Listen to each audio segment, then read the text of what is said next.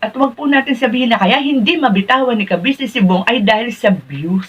Hindi lang si Bong ang nagpalaki ng channel ni Kabisnes.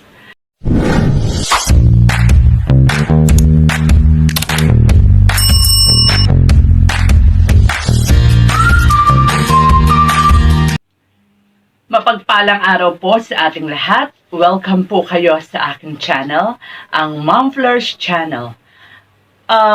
Itapik po natin ngayon mga kalingap, mga kabisnes, yung naging live po ng aming pinuno o ang pinuno ng Kabisnes official, si Kabisnes po. Nag-live po siya tungkol sa mga nangyayari kay Bong kasi nabalitaan na nga raw po niya na itong si Bong ay nawawala at ang dami nang nagme-message sa kanya. Siyempre, bilang isang nagmamalasakit kay Bong, naalarma siya, di po ba?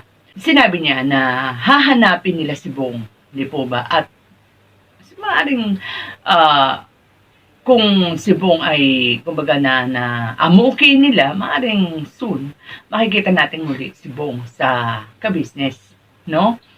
So, sa panonood ko po ng live ni Kabisnes, syempre, kakibat dyan yung mga nababasa nating mga komento, halo-halo po, no, ang mga naging komento, no, ng mga subscribers and viewers ni Kabisnes. May mga pabor, may mga pumapabor, may mga hindi po pumapabor, no?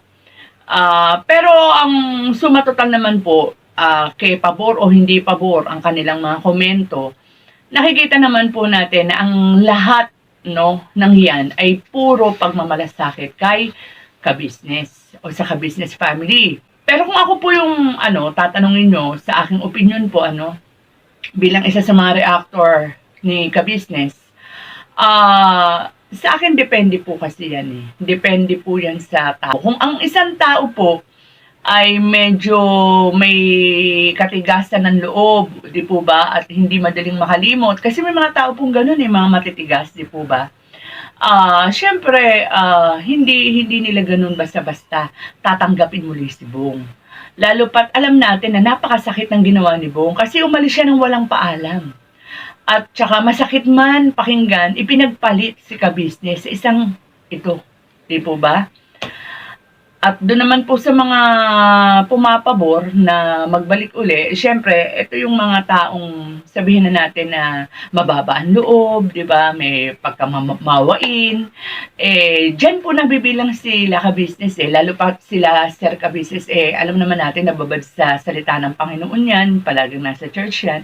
Maybe na-apply nila yung kanilang mga natutunan doon. Hindi naman po sa sinasabi ko na hindi na-apply yung mga natutunan ng mga hindi pumapabor kasi meron din naman po silang sariling kumbaga sariling opinion, meron po silang sariling palagay na syempre ginagalang natin lahat ang sariling opinion. Kaya lang ito yung sinasabi ko lang po sa pagkakakilala ko po kay Kabisnes. Bagay noon pa man, day 1 pa lang nang umalis si Bong, alam na natin, di ba, kung makikita niyo po sa mga reaction video ko na babalik at babalik.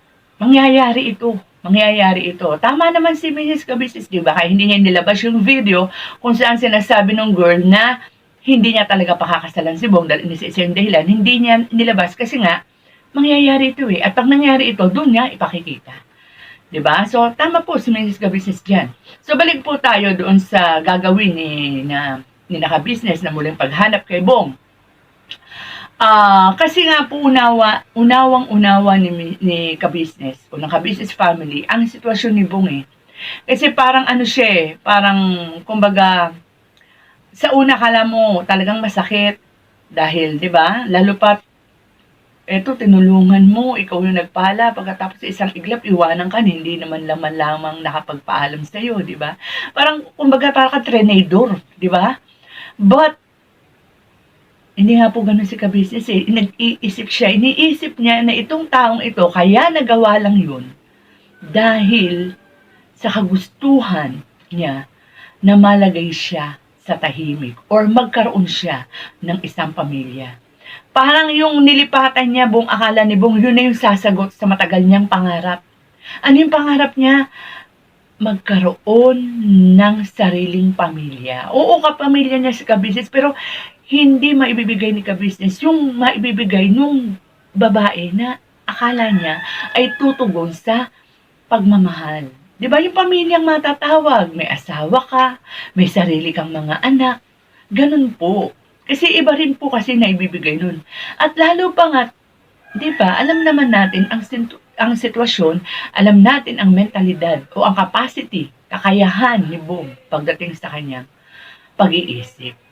So, nandun pa rin po yung unawa. Eh kung di po ba kahit na yung mga, sabihin natin, yung mga matitino talaga, normal ang pag-iisip, maaaring pag ginawa yan, pwede pa rin patawarin ni ka-business yan eh. 'Di ba? Kasi nga ina-apply nga ni ka-business yung kanyang mga natutunan.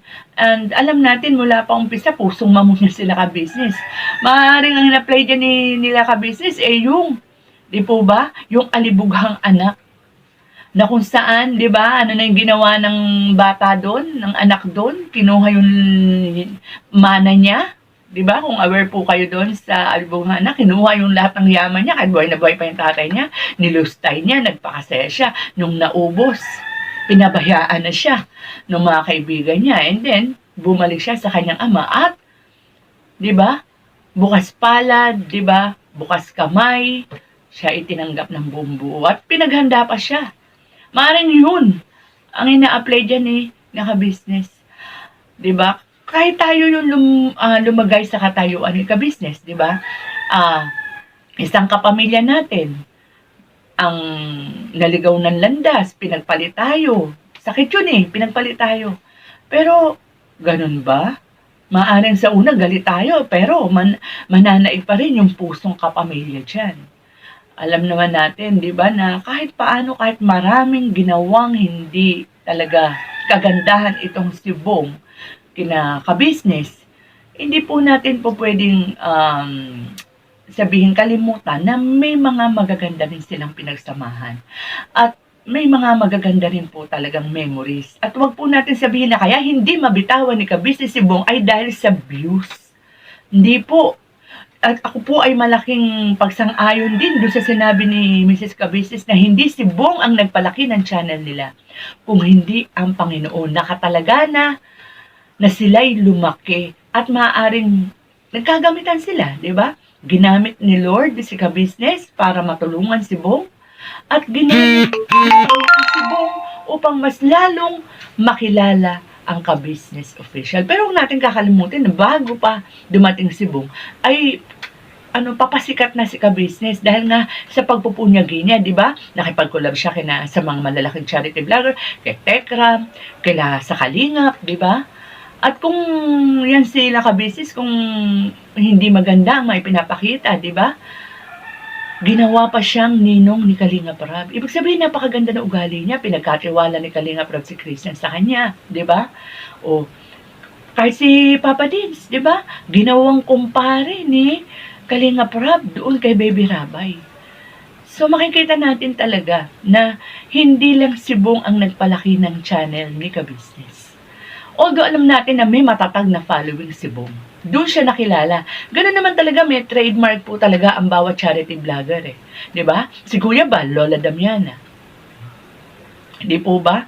Si Pugong Biyahero, si Maylin. 'Di ba? Doon sa nagbuhat nung nagpunta siya sa Davao, si Kalingap Rab. Si Reyna, ang Rochelle. Ganun po talaga. Huwag po nating i-attribute lang sa isang tao ang paglaki ng channel ng charity vlogger. Kasi tama po si ka-business dyan. Nasa diskarte rin po yan ng mga vlogger. Kasi ang dami na rin pong mga charity vlogger na nakakakita ng mga ganyang klase. Di ba? Mga taong grasa, mga nasisiraan ng isip. Pero hindi rin naman sila nakakakuha ng million views. So, wag po tayong mag-isip ng kaya hindi mabitawan dahil sa views. Hindi po mabitawan si Bong dahil nagmamalasakit si ka-business at napamahal na si Bong. Kasi si Bong, kahit ganyan yan, lovable naman talaga yan Nakita naman natin na talagang may pusong, may pusong matulungin din, di ba? So, sige nga po, tingnan natin ang mga mangyayari sa susunod na kabanata. And medyo rin tayo, alisto tayo Kasi baka mamaya, sabi-sabi lang yung ganyan, bukas makalawa, makikita na naman natin na itong si Bong ay nandun na naman sa kanya dahil meron din mga, kumbaga may mga tao din siya dyan yung si Clarissa, syempre may mga friends din siya dyan na maaaring makausap si Bong. Si Bong, alam mo naman, medyo ang weakness niyan pagdating sa pag-ibig, bumibigay yan, di ba? Kaya nga po, di ba, sabi ni ka-business, ang pakiusap niya, kapag ka na muling nagbalik si Bong sa kanila, please lang, huwag ka nang manggulo. Kung hindi rin naman tunay talaga ang pagmamahal na iaalay mo kay Bong, huwag ka na. Kung hindi mo rin naman kaya talaga si Bong, yung paulit-ulit na sabihin natin ginagawa ni Bong na mali at hindi mo rin naman kaya, huwag ka nang pumasok doon sa plano ni ka-business. Kasi ang plano na naka-business kina Bong ay mapabuti ang kanyang kalagayan. So with that mga ka-business, mga kalingap, hanggang dito na lang po muna ang ating usapan. Ingat po tayong lahat and God bless. Lahat ay